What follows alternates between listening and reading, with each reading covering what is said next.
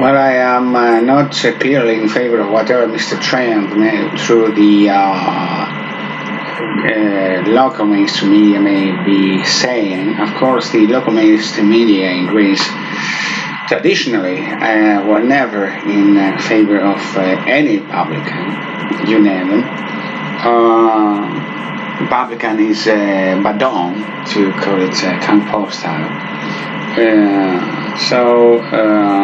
But I think Mr. Trump is exceedingly being a populist while trying perhaps to incarnate rather poor condition the United States chose after 1918 AD, between 1918 AD and 1930, during the 1930s.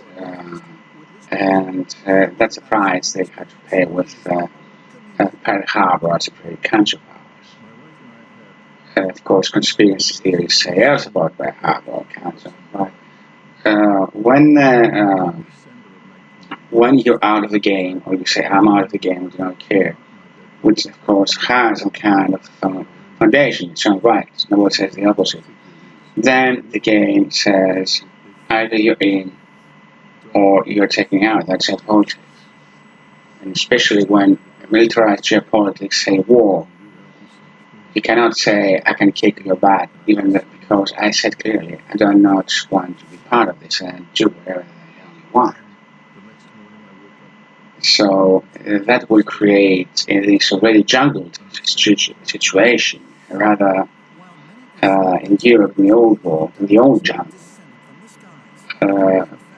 rather self or not preserved system, and with the millions of immigrants coming from the Middle East mainly, that it is like hunting on a plate Europe either to Russia or to these so-called Islamic circles, may or like have their soul, save somehow, their souls and hearts and minds.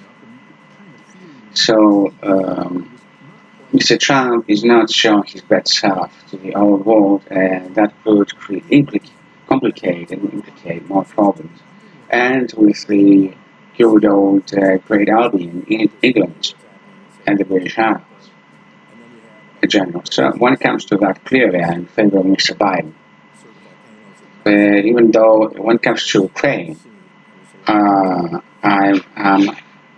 leaning towards offering defensive assistance and finally making sure the Ukrainians understand that if not official loss, there will be whatever land Russia has managed to capture and have taken, and at least for now they should enjoy the luxury of moral victory before the eyes of the free world all over the place and the planet, and try to how to rebuild their country, make sure that if ever Russia or anybody else tries to take over a country the size of Ukraine in like 7 days, Iraq style 2002, it will be even more harmful, so harmful that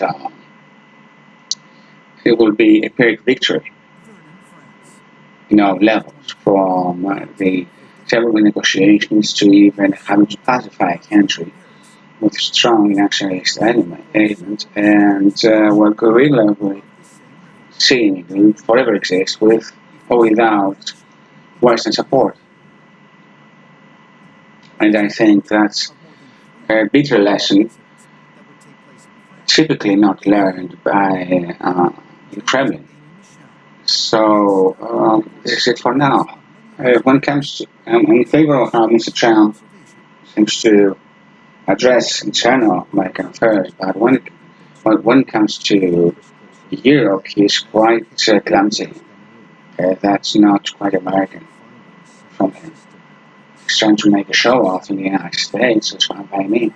But out there, if you're an American living in Europe, you'll see the many problems his very position creates in this near abroad of the United States. And we cannot abandon our friends because someone wants to make sure he will get one more vote or one more state in the United States. And nobody really cares as long as he takes a chair. And of course, he can change his mind after he takes the chair. We cannot play this kind of game. And that's my position when it comes to Trump foreign policy, mainly in Europe. I'm concerned about how he will handle things with communist China and quite disappointed, but I would cry a lot about how he may join Mr. Putin in this kind of world order. And may God DT help us out.